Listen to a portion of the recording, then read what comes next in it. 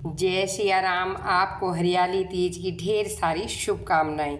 हिंदू धर्म में सावन माह में पड़ने वाले व्रत और त्योहारों का काफ़ी महत्व है। 7 अगस्त बुधवार को हरियाली तीज व्रत पड़ रहा है। हर साल सुहागिन महिलाएं अपने पति की लंबी उम्र की कामना करते हुए यह व्रत करती हैं। इस अवसर पर झूला झूलने, मेहंदी लगाने का रिवाज है और माता पार्वती भगवान शिव की विधिवत पूजा अर्चना करती हैं। आइए सुनते हैं व्रत कथा। पौराणिक मान्यताओं के अनुसार हरियाली तीज की व्रत कथा स्वयं शिव जी ने माता पार्वती को उनका पिछला जन्म याद दिलाने के लिए सुनाई थी।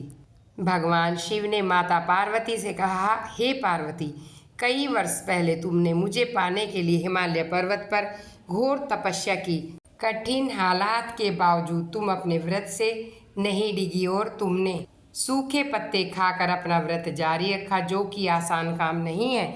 शिव जी ने पार्वती को कहा, जब तुम व्रत कर रही थी तो तुम्हारी हालत देखकर तुम्हारे पिता पर्वतराज बहुत दुखी थे। उसी दौरान उनसे मिलने नारद मुनि आए और कहा कि आपकी बेटी की पूजा देखकर भगवान विष्णु बेहद खुश हैं, उनसे विवाह करना चाहते हैं। पर्वतराज ने नारद मुनि के इस प्रस्ताव को तुरंत स्वीकार कर लिया, लेकिन जब इस प्रस्ताव की जानकारी पार्वती जी को हुई तो पार्वती जी बहुत दुखी हुई, क्योंकि पार्वती तो पहले ही शिव जी को अपना वर मान चुकी थी। मान्यता के अनुसार शिव जी ने पार्वती से कहा, तुमने ये सारी बातें अपनी एक सहेली को बताई। सहेली ने पार्वती को घने जंगलों में छुपा दिया। इस बीच में पार्वती शिव की तपस्या करती रही। तृतीया तिथि यानी हरियाली तीज के दिन रेत का शिवलिंग बनाया। पार्वती को कठोर तपस्या से प्रसन्न होकर शिवलिंग से शिव जी प्रकट हुए। पार्वती को अपने लिए स्वीकार कर लिया।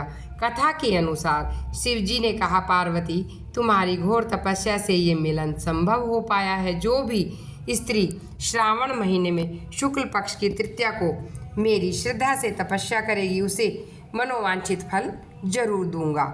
मान्यता के अनुसार पार्वती ने भगवान शिव को पाने के लिए 107 जन्म लिए। माँ पार्वती का कठोर तप और उनके 108वें जन्म में भगवान शिव ने उन्हें अपनी पत्नी के रूप में स्वीकार किया। तभी से इस व्रत का आरंभ हुआ।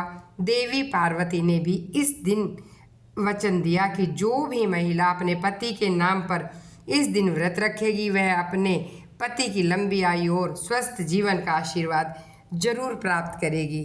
भोले बाबा की जय, पार्वती मैया की जय।